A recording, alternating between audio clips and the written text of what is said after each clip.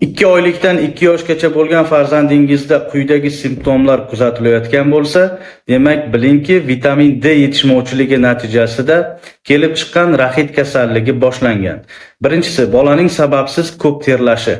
Ikkinchisi, bolaning demak injiq bo'lib ko'p yig'lashi, ko'p bezovtalanishi va uyqusining buzilishi.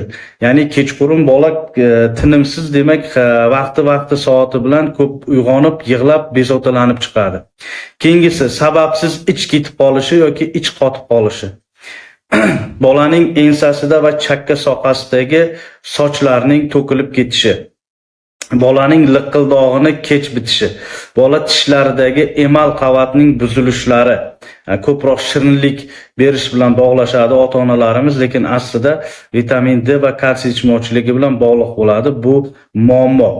Peshonasining ko'p o'sib ketishi va tepa suyagi va chakka ensa suyagining yassilanib, bolani boshini kvadratsimon kattalashib qolishi. Bolani to'sh suyagidagi deformatsiyalarimiz, bolani oyoqlaridagi O obrazni yoki bo'lmasam bunaqa X obrazni bo'lib qiyshayib qolishlari. Bularning hammasi raxitning klinik belgilari sanaladi.